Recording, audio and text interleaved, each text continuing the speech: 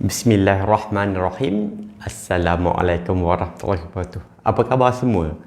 Okey, hari ini kita nak bercerita tentang anak-anak depression yang mana semalam saya dah bagi link WhatsApp. Kita masuk dalam grup anak-anak depression. Tapi tak adalah saya letakkan nama anak-anak depression. Okey, saya letak kat situ bantu anak bangkit. Kan memang kita kena bantu mereka. Kadang kesabaran kita tu boleh kata sangat rendah lah, sebab dia anak, sepatutnya dia dengar cakap kita lah, tapi tak jadi macam tu. Okey, sebab hari ni ada lebih kurang 13 soalan yang telah diberikan di dalam grup WhatsApp. Okey, sekejap, saya tengok dulu. Saya punya live ada tak? Tak lagi. Tengok tak ada. Terima kasih yang bersama-sama saya. Alhamdulillah. Okey, clear suara saya. Waalaikumsalam Puan Sabaria. Yang mana sangat membantu rakan-rakan yang lain. Salam. Clear. Sorry. Okey. Nanti saya baca komen juga. Masa yang sama, kita buat sahabat saya Siti Nurhaiza Omar, Azizi Abdul Aziz, khabar baik Alhamdulillah. Mas Nem kan, yang kata baru balik surau, Alhamdulillah. Okey, antara soalan-soalan yang diberikan, okey, soalan situ, adakah normal seorang anak lelaki 12 tahun mula menjauhkan diri dengan ibu dan adik perempuan di usia ini kerana ia merupakan satu-satunya lelaki dalam keluarga? Okey. Sekarang ni kita cerita spesifik tentang depression dengan anxiety di kalangan kanak-kanak. Sebab awareness ni kita kena faham dulu apa itu kesakitan depression, apa itu kesakitan anxiety. Okay. Dia adalah benda yang berbeza. Bukannya anxiety tu duduk bawah depression, tidak. Samalah yang saya bagi di dalam grup WhatsApp. Siapa yang tak masuk dalam grup WhatsApp, silakan masuk. Sekarang pun dah 250 rakan-rakan yang dah join. Yang kita boleh bertanya dalam tu. Bukannya saya yang menjawab, kita sama-sama membantu. Sebab kes ni bukannya kes yang kecil, ini adalah kes yang besar untuk ramai kita memberi idea bagaimana anak-anak itu boleh keluar dari keadaan depression. Okey. Sekiranya kita kata anak tu mula menjauh, kita nak tengok dia punya range dia. Di dalam engineering, sebab ada yang tanya pula dalam tu, IR ni engineer ke kaunselor? Yang mana satu ni? Alhamdulillah, dua-dua saya certified. Saya certified professional engineer. Sebab tu nama saya di depan ada IR. Dan kalau saya nak letak satu CR pun boleh, sebab saya certified counselor berdaftar di bawah akta counselor. Okey. Jadi kita tengok tolerance, maksudnya upper level dengan lower level. Dia menjauhkan diri itu level yang sangat teruk atau tidak. Sekiranya dia menjauhkan diri masih dalam range yang damai, it's okay. Tetapi kalau dia menjauhkan diri langsung dia isolate, itu dah ada masalah. Senang je. Saya bagi tips yang sangat mudah untuk nak tahu anak itu ada problem atau tidak.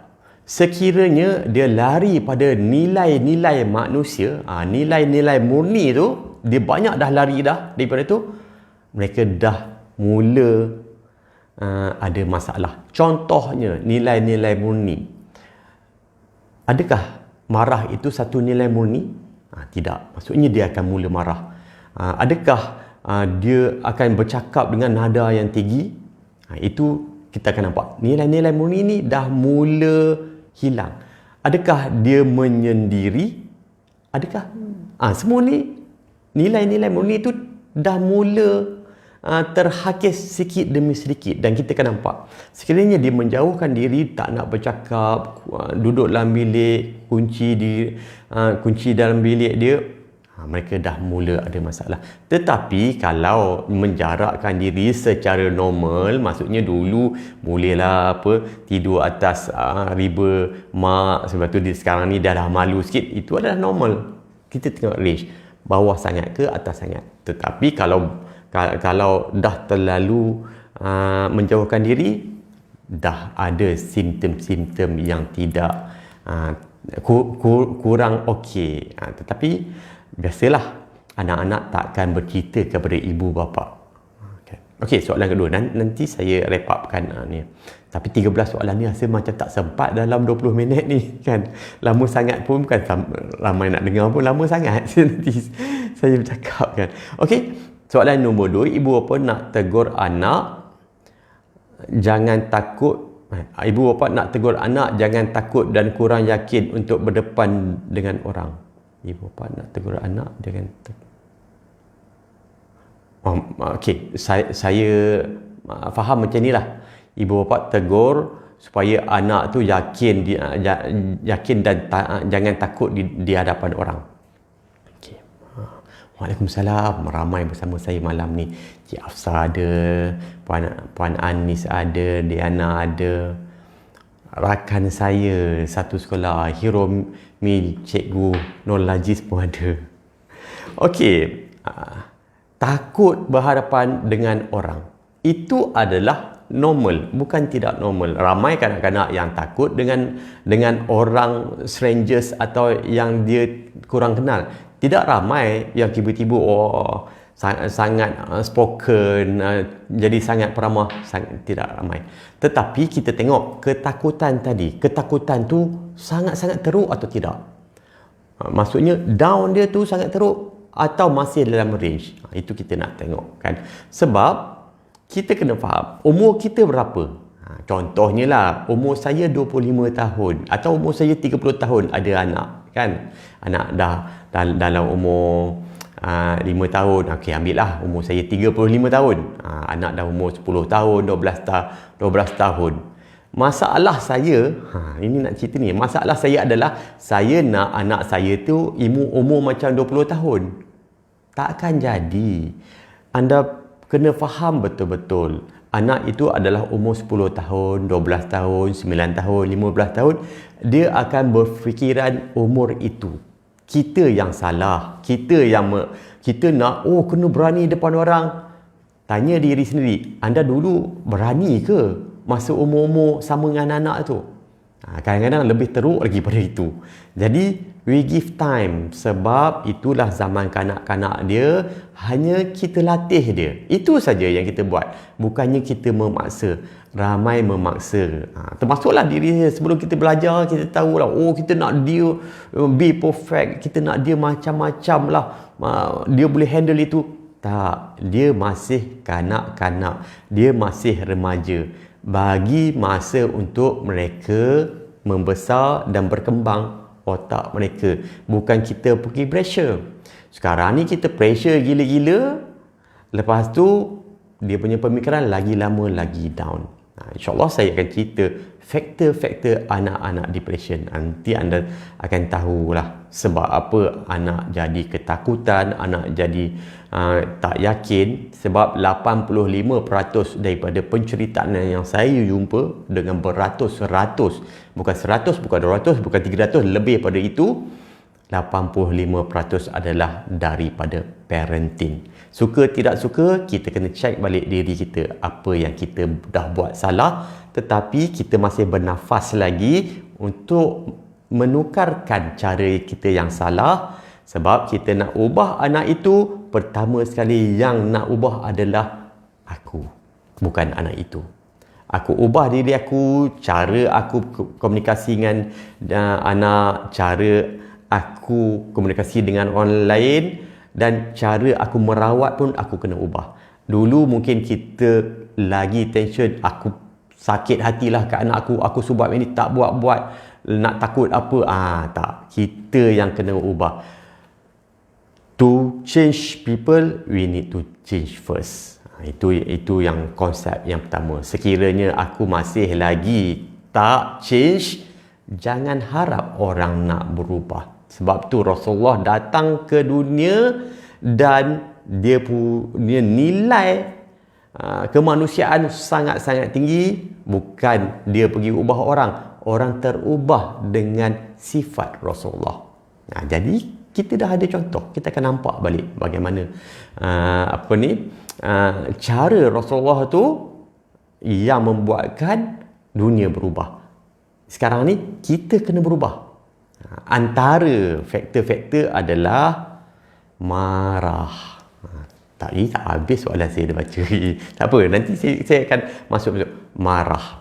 Kita faham memang anak saya yang sulung kata perempuan memanglah suka marah. Kan? Bukan saya kata, anak saya kata, anak saya lelaki. Kan? Maksudnya pada usia awal 20-an pun dia dah nampak perempuan suka marah. Jadi suluhlah diri sendiri, betul ke aku ni suka marah? Itu adakah sifat manusia yang ada nilai? Tanya balik, kita kaji balik dan kita tukar kepada fitrah. Kembalilah kepada fitrah. Tak ada manusia yang suka orang-orang yang marah. Termasuklah anak kita yang kecil tu, lagi dia tak suka. Dia terperangkap dalam kehidupan marah dan otaknya diprogram dengan kemarahan. Nanti aku buat salah, aku bercakap dengan orang lain, orang tu pula marah aku. Itulah diprogram dalam pemikiran. Okey. Ya Nano dia kata ubah diri sendiri dulu. Memang betul. Yang mana yang dalam grup suka tak suka, saya cakap yang realiti, saya cakap benar. Ubah diri dahulu. Dan kita tak perlu, suami aku dah bini, tak apa. Kalau suami macam tu tak apa. Kalau isteri aku lah buat anak aku bini, tak apa. Tapi kita kena sedar. Dia panggil mindfulness. Mindfulness adalah kesedaran. Okey.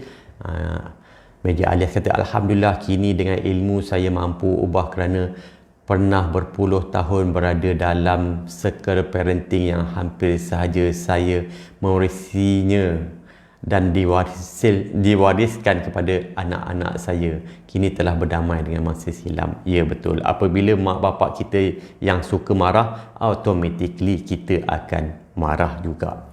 Sekiranya mak bapak aku suka kontrol, aku juga akan kontrol anak-anak aku. Banyak kes lah saya jumpa. Tak apa, saya baca saya baca dulu soalan-soalan ni. Kalau tak sempat 13 pun tak apalah, dapat 5-6 pun jadilah kan. Okey, apa yang perlu dilakukan apabila anak berubah 360 darjah bila anak duduk asrama, buat perangai pelik-pelik yang tak pernah dibuat dan mula menjauh. Okey, kita tengok dalam soalan ini saya pun nak clearkan apa yang maksud berubah 360 darjah. Saya tak faham. Kedua adalah buat benda pelik-pelik. Saya tak faham. Okey, sebab apa saya nak bukan saya cerita pasal yang pemberi soalan. Sebenarnya aku sendiri kena faham soalan tu. Sekiranya kita bagi satu-satu soalan kan, tetapi aku tidak jelas, maksudnya generalize. Di dalam NLP dipanggil generalization. Dia buat benda pelik-pelik.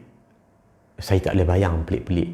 Pelik-pelik tu dia panjat pokok ke, dia tuju bangunan ke, pun pelik-pelik juga kan. Jadi kita kena spesifik kan. Sebab saya nak scroll balik dalam WhatsApp tu sangat banyak kan. Okey, sekarang ni senang lah.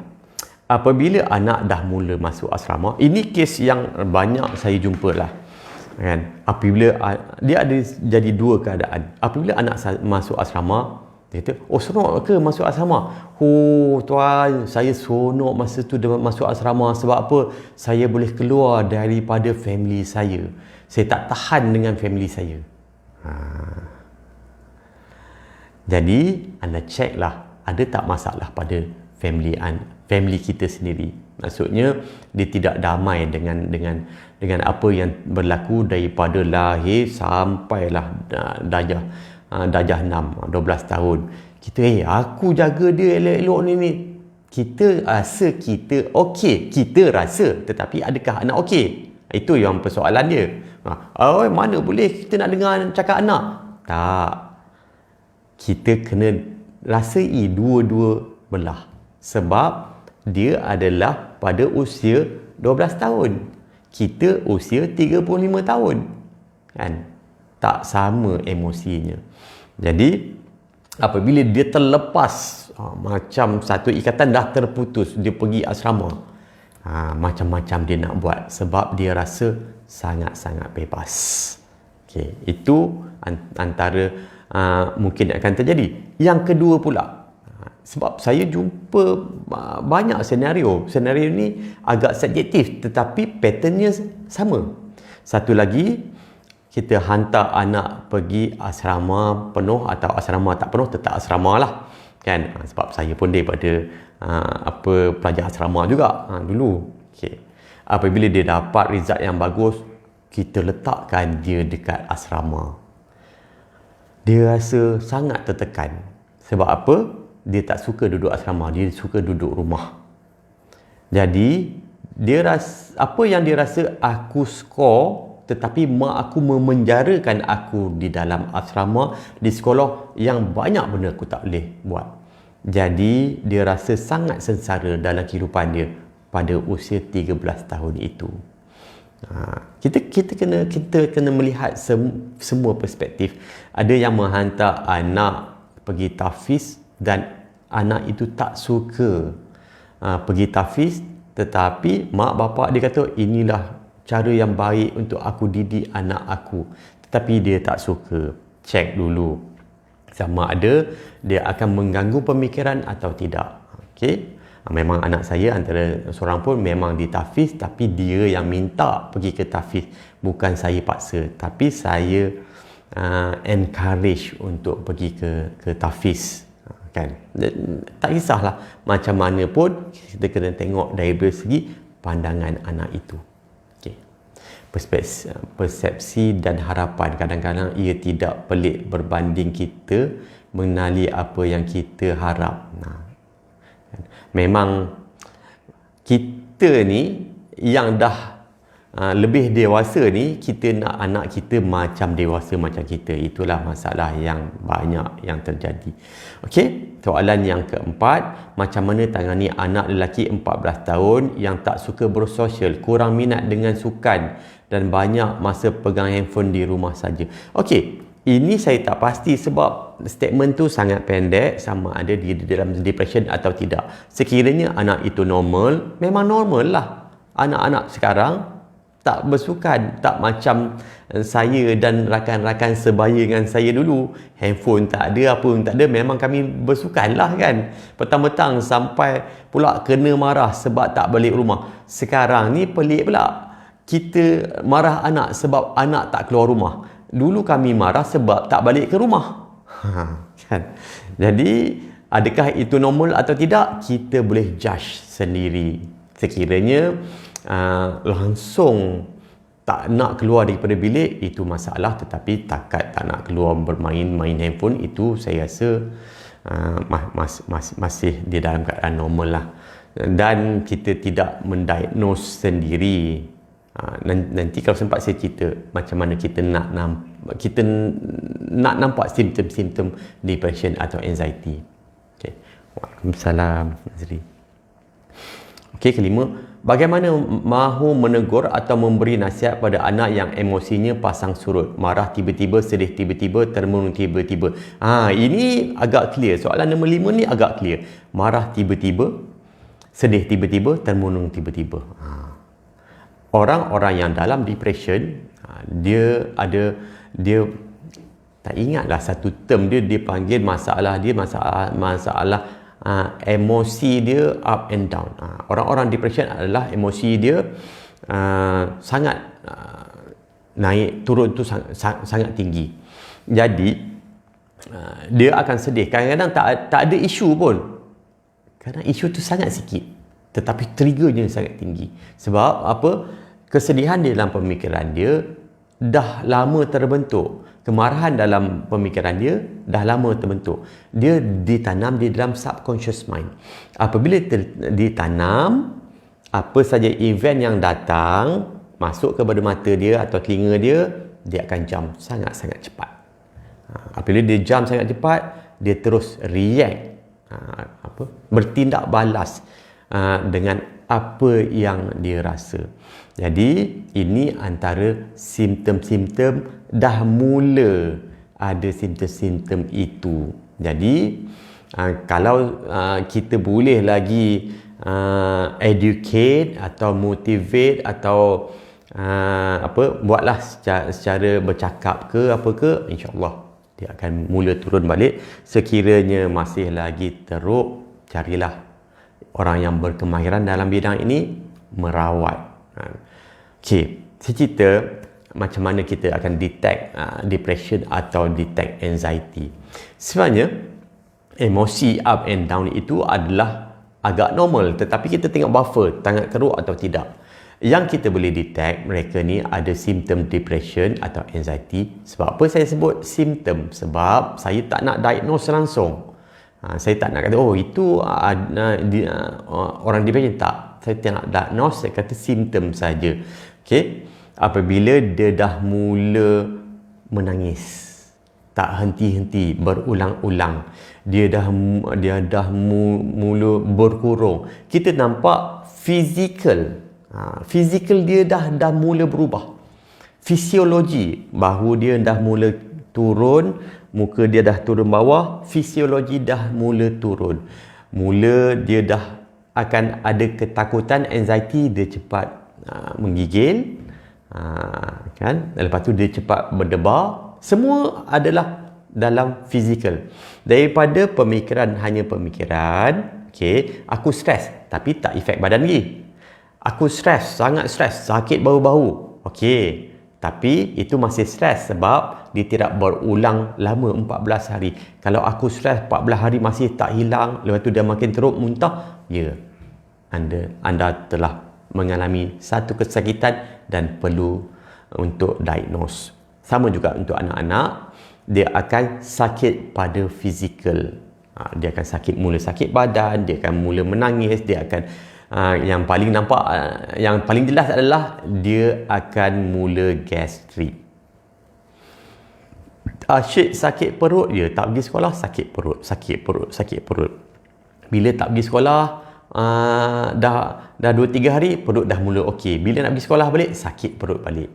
Itu adalah antara simptom-simptom anxiety dan depression. Okay. Lepas tu, dia dah mula tak lalu makan. Kita akan nampak daripada fisiologi, daripada nyata ni. Kalau takat dia marah, dia ni, tapi masih lagi tidak ada pada behavior atau kesakitan badan, masih lagi susah nak detect. Dia marah, dia ambil barang, dia baling barang tu, dia mengamuk. Nampak tak? Fisio dia dah mula berubah. Nilai-nilai kemanusiaan dah mula berubah. Mula dah tak boleh tidur malam. Semua dengan jelas. Itulah anak-anak yang masalah dengan mental. Bukan anak-anak pun. Anda sendiri kalau ada, anda pun masalah juga. Kan? Face the reality. Reality kita kena hadapi dan terima reality walaupun dalam tidak menerima walaupun dalam kesakitan. Face the reality sebab sangat ramai yang tidak menerima reality pada diri dia sendiri, tambah-tambah pada anak dia. Nak bawa anak pergi psikiatrik, saya jumpa ramai sangat mak bapak yang maaf cakap agak ego, agak sombong untuk mencari bantuan. Tetapi bagi saya nasihat sangat-sangat, kesakitan ini sangat-sangat sakit. Orang yang patah kaki, orang yang aksiden, orang yang batuk ke apa, tak pernah dia kata aku nak bunuh diri. Tetapi orang depression, kesakitan pada ini, dia sanggup bunuh diri. Sebab apa? Sangat sakit. Bukan sikit-sikit punya sakit. Mak bapak kalau tengok anak luka terus bawa ke hospital. Sebab apa? Dia tak malu. Sebab anak saya luka, anak saya patah kaki, dia tak malu. Tetapi kalau nampak macam simptom mental illness, dia dah pull dia punya diri ke belakang dan dia tengok dulu apa nak jadi pada aku. Jangan buat macam tu. Sebab kesakitan sakit patah kaki itu tidak seteruk dengan mental. Mental ni dia akan efek sangat lama. Kalau tak dirawat, dia tak keluar daripada anxiety, dia tak keluar daripada depression, akan masuk fasa yang kedua adalah early adults. Early adults adalah masa dia dah mula nak cari kemahiran diri dia. Dia dah keluar daripada rumah, dia akan sangat sensitif dengan rakan-rakan yang lain. Lepas tu, dalam pelajaran pun ada yang keluar masuk institut atau universiti, keluar masuk sebab sakit dalam perut, memang tak boleh bawa subjek, sangat sensitif. Lepas tu dia nak cari pasangan, semua akan masalah. Dan masalah ini akan terus kepada cucu anda. Na'udzubillah. Tetapi itulah akan terjadi. Maka saya sangat-sangat nasihat, dengan jujurnya saya nasihatkan, cari rawatan. Jangan biarkan mereka dalam kesakitan. Walaupun keegoan kita tinggi, selalunya yang tinggi ego ni, saya terus terang, sebab saya pernah duduk daripada level bawah, level tengah, level atas. Pertama, orang yang pendidikan dia tinggi, ego dia sangat tinggi. Kedua, orang yang ada duit, ego dia sangat tinggi. Sebab apa? Saya dah pun lalu dah kehidupan tu. Tetapi dengan ilmu, kita tunduk balik ke bawah. Aku ni tak ada apa-apa. Harta aku ni hanya harta aku. Itulah Allah bagi ni pinjaman aku. Lepas ni tak tentu esok ada ke tak. Ilmu aku, jawatan aku tak tentu esok ada ke tak. Turunkan balik ego diri, turunkan balik. Suka tidak suka, turunkan balik. Walaupun dia anak aku rasa hierarki aku tinggi, aku boleh suruh dia macam-macam.